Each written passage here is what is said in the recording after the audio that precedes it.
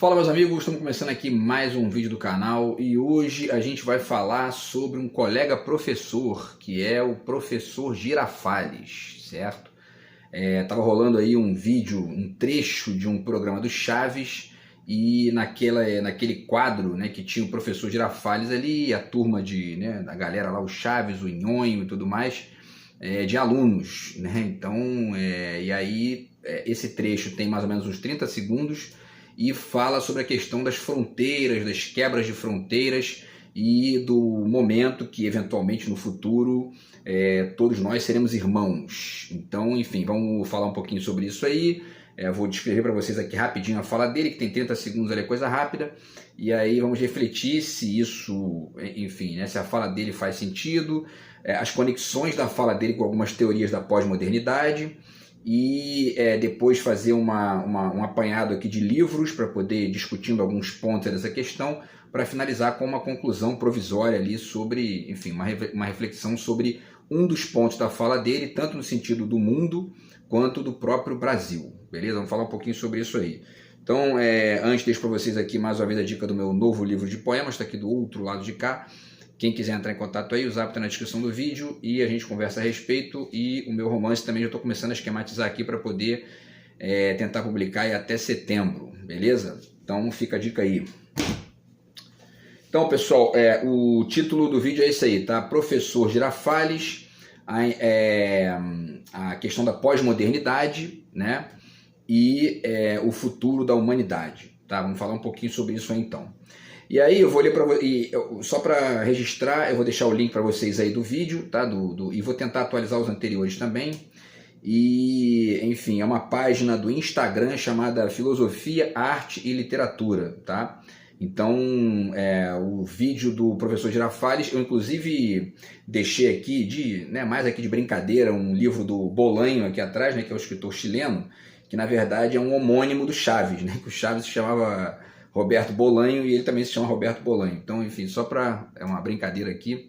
Mas, enfim, o vídeo, então, do professor Girafales diz o seguinte, né? Nosso colega aí, professor Girafales, ele fala o seguinte: o que acontece, diz ele, né, é que o mundo ainda não está preparado para conviver sem fronteiras. Entretanto, nós devemos fazer a nossa parte com honra, com trabalho, com respeito ao próximo, e eu lhes asseguro que um dia serão derrubadas todas as fronteiras, para que possamos viver como o que somos, irmãos. E aí, enfim, lembrei logo daquele comercial que tinha da TIM, né? Viver sem fronteiras. E isso leva a uma série de reflexões, leva uma série aí de... Inclusive eu cheguei a trabalhar esse slogan, né, na época lá com os alunos do ensino médio e tal, dá para viver sem fronteiras mesmo, dá para deixar a porta da casa aberta, né, dá para, enfim, né, isso tudo aí a gente tem que pensar, né? Talvez se a gente vivesse na Holanda, na Suécia, de repente dá, né? Agora aqui já acho que não dá, mas enfim, e para além disso, existem várias reflexões aí que conectam, né, essa questão do fim das fronteiras com o mundo contemporâneo, globalização, né, enfim, os estados-nação, né, separados. Isso nunca foi uma regra, né, absoluta, mas com a globalização isso ganha uma dinâmica muito maior e essas discussões ficam cada vez mais amplas, tá? Enfim, e aí uma última coisa que eu queria também ponderar aqui na fala dele, antes de partir para a reflexão dos livros, é o trecho onde ele fala ele diz aqui, né? O mundo ainda não está preparado para conviver sem fronteiras, entretanto, nós devemos fazer nossa parte com honra, com trabalho e com respeito ao próximo, e aí, um dia, todas as fronteiras serão derrubadas. O respeito ao próximo é uma fronteira, né? Respeitar o próximo é respeitar o limite do próximo, é respeitar essa fronteira, né, que é a existência do outro. Então só na fala dele mesmo a gente já pega aqui que existe um porém aqui que a gente tem que ponderar, porque esse mundo, para a gente poder chegar num mundo, né, para chegar no finalzinho da fala dele aqui, quando ele fala da questão da irmandade, né, do mundo em que todos nós possamos, ou a maioria de nós, né, possamos conviver de uma maneira mais, enfim, numa certa irmandade, para início de conversa, o espaço do outro tem que ser respeitado. Se isso acontece, o resto, aí a gente discute, coloca na mesa, vê o que é pior, o que é melhor, pondera ali os limites de A, de B, de C e tal, mas o respeito ao espaço do outro é fundamental para que isso aconteça, né? E esse é o dilema, o drama da humanidade, né? Porque como chegar nessa equação, né? Como chegar nesse mundo em que todos nós seremos irmãos. Um último detalhezinho ainda antes da gente ir para os livros, essa é muito a tese da galera da ecologia, né? A galera da ecologia defende muito essa questão aí que, no final das contas, todos nós vivemos no mesmo planeta e a gente tem que, enfim, ponderar essa questão aí do meio ambiente, porque se o planeta... Uma vez eu, inclusive, debati com uma aluna que era religiosa essa questão, porque tinha um livro lá que dizia, né, eu não lembro agora o título do livro, mas o título era mais ou menos assim: O Planeta em Perigo. E aí eu ponderei, olha, o planeta não está em perigo, né? Quem está em perigo é a humanidade. O planeta não está nem aí para isso. Se a gente destruir o planeta no sentido do ambiente, né, o planeta não vai sentir isso, né, como a gente, né? A gente vai simplesmente se extinguir, né? O planeta não, ele vai continuar aí, né? Um dia ele vai se extinguir também, mas não vai ser por culpa nossa, né? Enfim, então quer dizer, a questão do meio ambiente é uma questão de proteção do ser humano, de proteção das formas vivas que convivem com a gente e tudo mais. Não do planeta em si, porque o planeta não vai acabar, né? Já houve extinções em massa aí e o planeta não acabou. Continuou, se deslocou para novas formas ali e tudo mais. Enfim, então voltando, pessoal, essa reflexão da irmandade, né? E ao mesmo tempo essa questão da quebra de fronteiras, é a quebra de fronteiras que vai nos levar, né, a uma lógica em que todos vamos nos ponderarmos, enfim, né, como irmãos. Será que a saída está na quebra de fronteiras, de todas as fronteiras? Vamos pensar isso aí, porque essa questão da quebra de fronteiras é uma questão dos teóricos da pós-modernidade. Então vamos falar um pouquinho deles aqui, rapidamente. Tá? Primeiro, Stuart Hall, a identidade cultural na pós-modernidade, certo? E aí ele vai descrever aqui umas coisinhas interessantes. Por exemplo, na página 39, ele vai dizer que a partir desse mundo globalizado e tudo mais, não dá mais para falar em identidade como uma coisa acabada. Deveríamos falar de identificação e vê-la como um processo em andamento. No fundo, sempre foi assim, né? Sempre foi assim. A gente sempre se constrói a partir de identificações e não uma identificação só, né? São várias. E, enfim, então essa é a primeira ponderação aqui. A segunda, que ele traz aqui também, o Stuart Hall, na página 69, ele fala o seguinte, né? Existem consequências da globalização sobre as identidades culturais, e ele lista 3 consequências, e isso é muito familiar à fala do professor Girafales, tá? O professor Girafala, né? Enfim. A primeira, tá? As identidades nacionais estão se desintegrando como resultado do crescimento da homogeneização cultural e do pós-moderno global. E essa ideia de homogeneização cultural significa isso que os bolsominions mais toscos chamam de globalismo, né? Ou seja, quer dizer, né, o mundo perde ali as conexões do local e tudo passa a ser global e etc e tal, né? Segunda consequência, tá?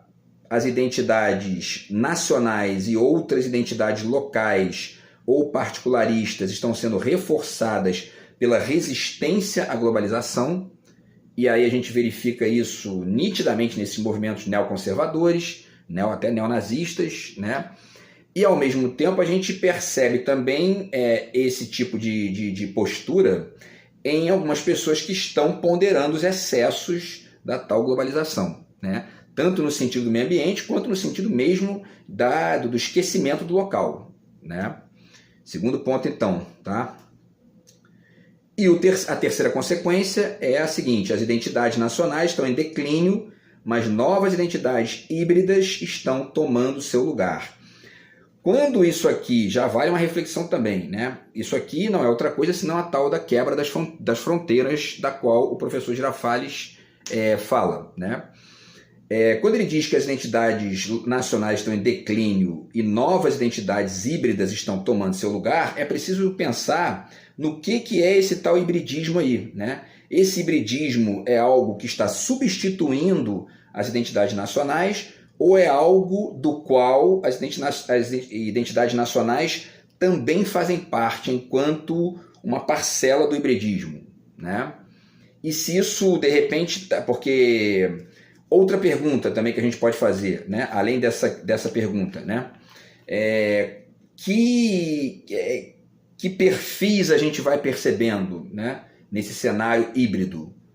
Vários, né? Pessoas que passam a se desidentificar radicalmente do seu local, por um motivo ou por outro, ou por um deslumbre legítimo ali com o global, ou por uma ignorância do local que muitas vezes o afeta diretamente, ele não percebe, ou enfim, né? Quais são os processos aí, quais são os perfis que vão se configurando e eventuais consequências disso. Também são questões para se pensar aí, tá?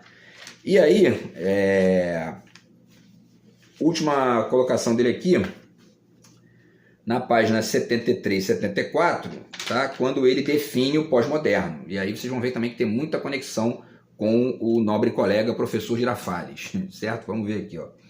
Alguns teóricos argumentam que o efeito geral desses processos globais tem sido o de enfraquecer ou solapar formas nacionais de identidade cultural. Eles argumentam que existem evidências de um afrouxamento de fortes identificações com a cultura nacional. Isso aqui é parte, inclusive, daquele otimismo exagerado dos otimistas, né, da globalização, tá? E um reforçamento de outros laços e lealdades culturais, acima e abaixo do nível do Estado-nação.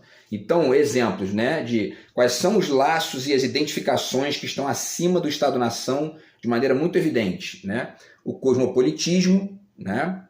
E aí o Agamben, por exemplo, tem uma ideia ali do cigano, que é essa coisa do ser humano visto como, né, como deslocado completamente do local, enfim, com perdão da redundância.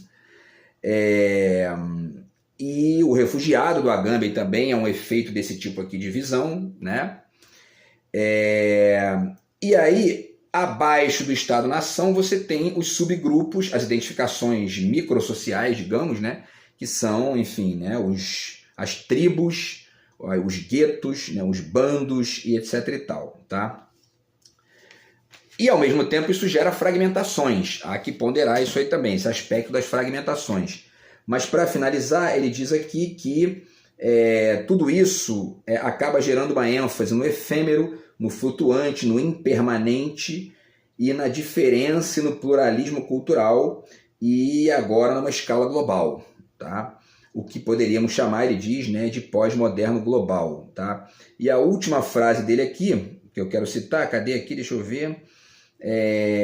Ele diz aqui, né, exatamente o seguinte, que à medida em que as culturas nacionais tornam-se mais expostas a influências externas, é difícil conservar as identidades culturais intactas ou impedir que elas se tornem enfraquecidas através do bombardeamento, da infiltração cultural, tá? O último trecho aqui, tá? Para a gente finalizar, ainda do Stuart Hall. Esse aqui, inclusive, ele fala até da questão se não me engano, das fronteiras, né? Deixa eu ver aqui. Ele diz, né, em certa medida, o que está sendo discutido, né, é a tensão entre o global e o local na transformação das identidades, tá? Então, quer dizer, a quebra de fronteiras aí, essa lógica que coloca em xeque as identidades nacionais e acaba criando uma lógica de mesclas e de hibridismos muito mais ampla do que havia antes, né? Porque essa lógica dos subgrupos, né, das tribos, etc. e tal, sempre existiu também, né? Isso nunca deixou de existir ali. Agora, a novidade hoje é esse hibridismo radical que envolve, inclusive, influências de outros países, outras culturas, etc. e tal, tá? O Christian Kumar também fala disso aqui, nesse livro aqui que fala sobre a pós-modernidade, tá? Só um trechinho rápido aqui para vocês pegarem aqui. Então, ele fala do pluralismo, né? não há, ou pelo menos não há mais, qualquer força controladora e orientadora que dê à sociedade forma e significado, nem na economia, como argumentaram os marxistas, nem no corpo político, como pensaram os liberais, nem mesmo como insistiram os conservadores na história e na tradição. Há simplesmente um fluxo, um tanto aleatório, sem direção, que perpassa todos os setores da sociedade. Agora, prestem atenção nessa próxima frase, porque ela é um diálogo com a frase do professor Girafales. Ele finaliza: as fronteiras entre eles se dissolvem, resultando, contudo, não em uma totalidade neoprimitivista, mas em uma condição pós-moderna de fragmentação. Né? Então, quer dizer, essa questão aí que o professor Girafales está ponderando lá, que é a questão da quebra de fronteiras. Né? A questão repitamos aqui, né? Pensar se isso gera irmandade e como. Né?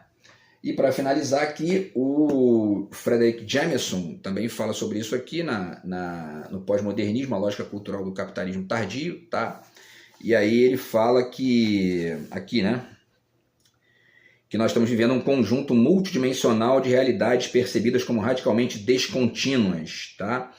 E aí, enfim, proliferação de teorias do fragmentário, etc e tal, tá? Então ele está chamando a atenção para essa lógica do descontínuo, portanto do híbrido, né? E daquilo que não se fixa, né? Do que era, né, na visão antiga, o nacional. Bom, vamos lá, vamos pensar isso aí. Isso, como eu falei, o nacional nunca foi total, né?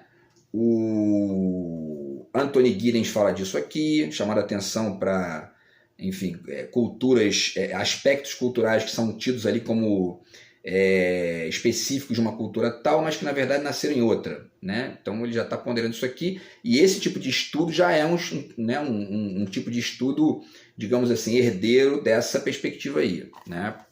Da quebra de fronteiras. O que mais? Bom, e aí agora para a gente pensar, né, qual é o efeito disso na visão de mundo, né?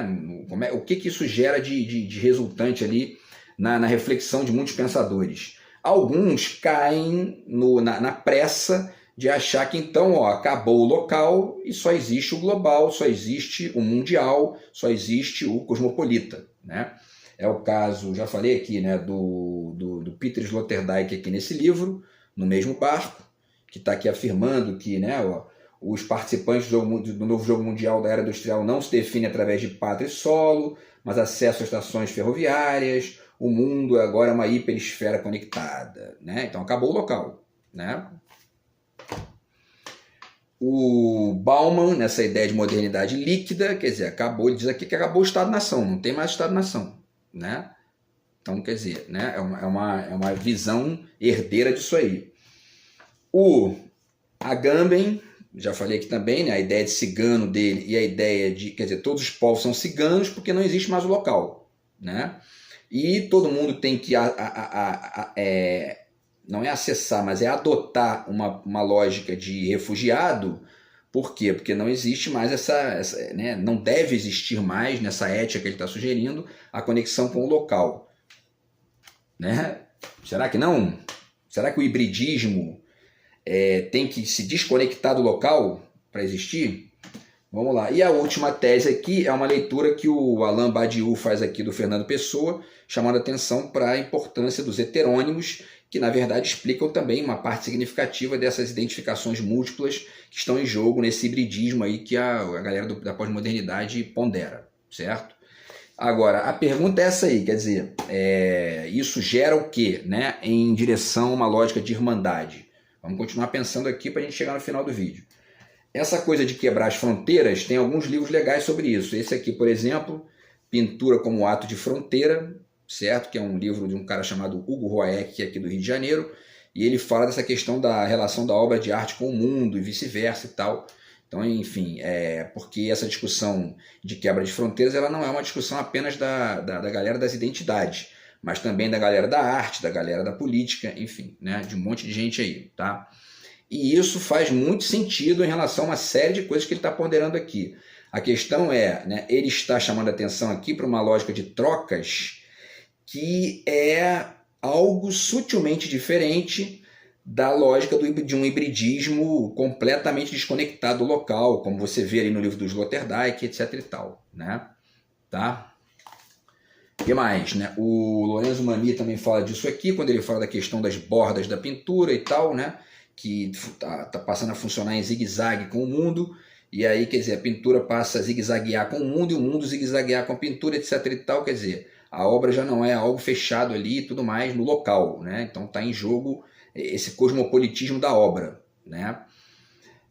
E agora, o zigue-zague parece ser uma figura, né, assim como o ato de fronteira do Hugo Roeck, algo sutilmente diferente de um mundo líquido, como sugere o Bauman, né? No qual todas as fronteiras estão completamente dissolvidas e etc. e tal, tá? E isso também comparece, essa discussão comparece também na Tropicália do Caetano Veloso, né? Quando ele fala da questão da sincronia e tudo mais, quer dizer, do sincretismo. Nitidamente a estética da Tropicália é uma estética de assimilação de tudo e de deslocamento e antropofagia, etc. e tal. E esse é um aspecto também que deve ser ponderado, não sei se o Caetano já fez essa reflexão lá, mas enfim, isso deve ser pensado em relação a algumas coisas que a gente está vivendo no mundo hoje aí, né? Não só no Brasil, mas no mundo, né, de maneira geral. Por exemplo, essa ascensão da extrema-direita, essa ascensão dos conservadores, e mesmo certas discussões que a gente tem que fazer aqui internamente para poder ponderar aqui dentro o que a gente tem que negar, né, no Brasil. Certo? Então, enfim, né, o que, de certa forma, estabelece um parâmetro mínimo ali de fronteira para que a gente possa desenhar até uma relação de irmandade razoável com o mundo, né?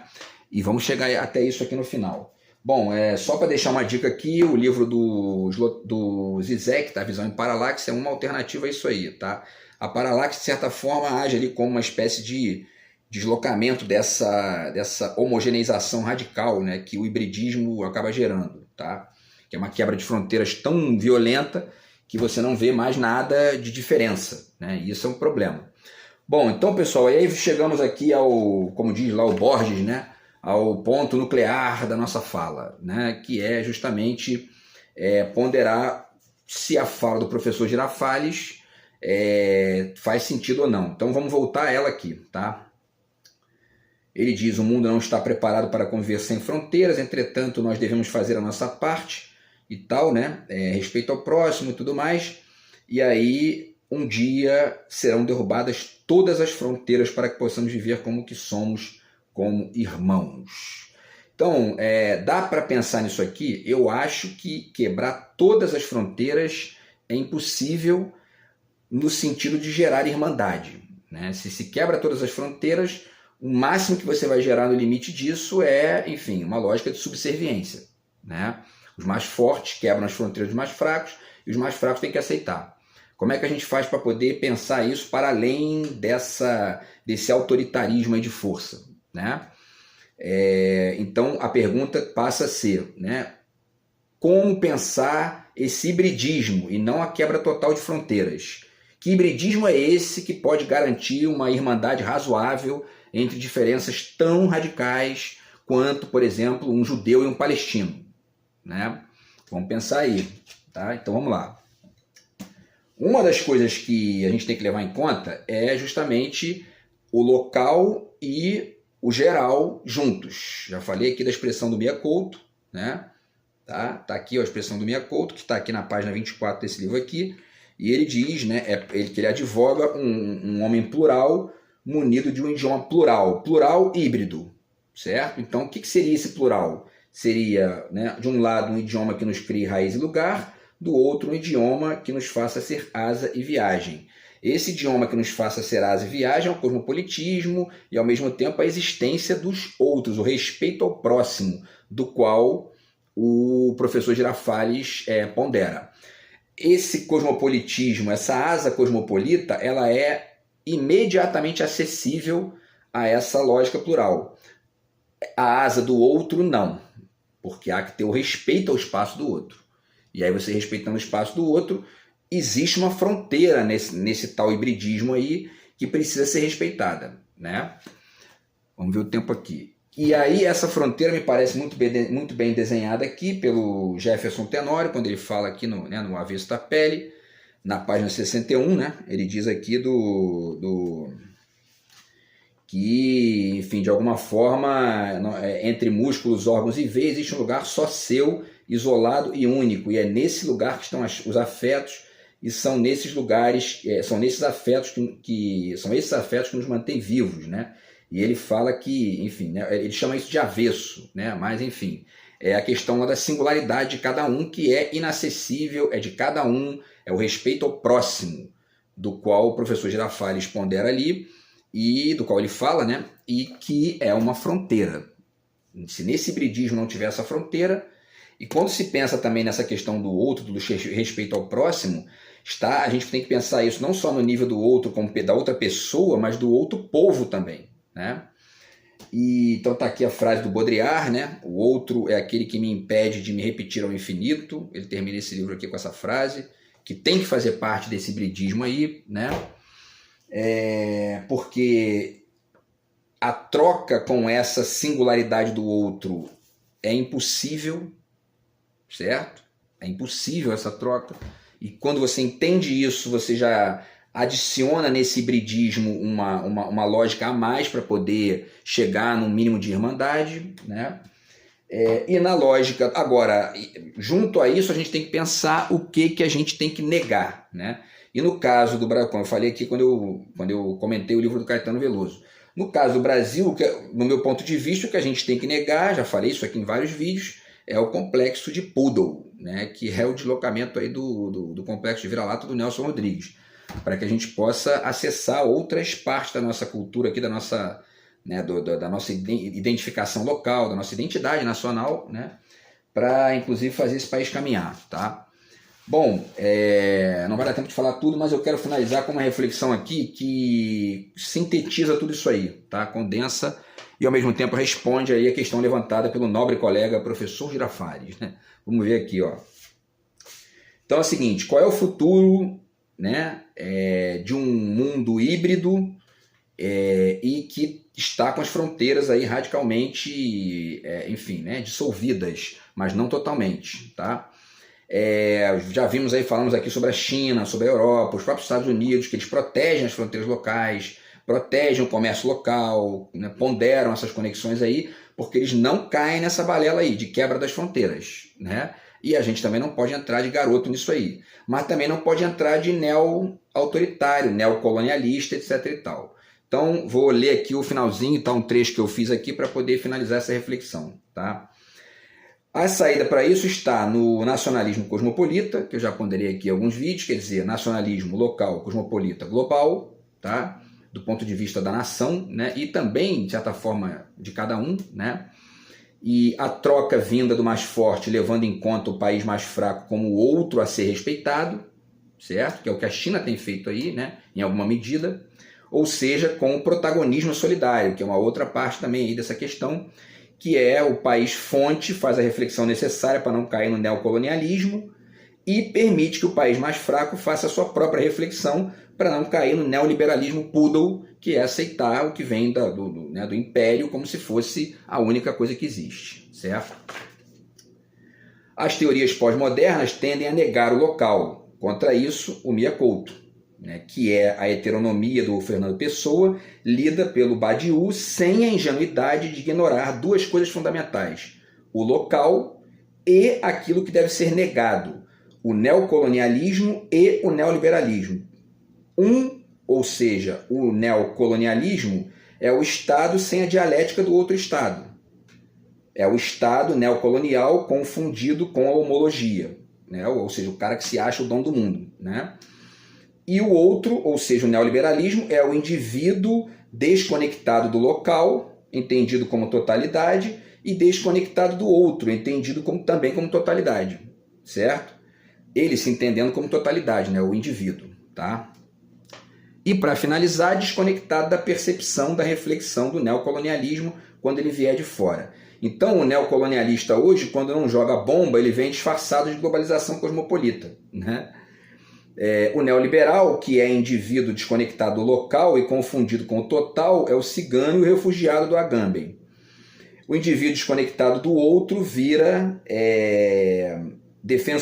o indivíduo desconectado do outro vira defensor da meritocracia. E desconectado da reflexão do neocolonialismo, vira poodle. Certo? Então o hibridismo do mundo atual e do futuro tem que levar em conta todos esses parâmetros aí, inclusive certas fronteiras que protegem o local dos excessos do global. Beleza, pessoal? Então é isso, tá? Obrigado ao professor Girafales pela grande dica aí pra gente refletir esse tema aqui no vídeo de hoje, e a gente se fala no próximo vídeo aí do canal, beleza? Grande abraço aí, tamo junto, fui!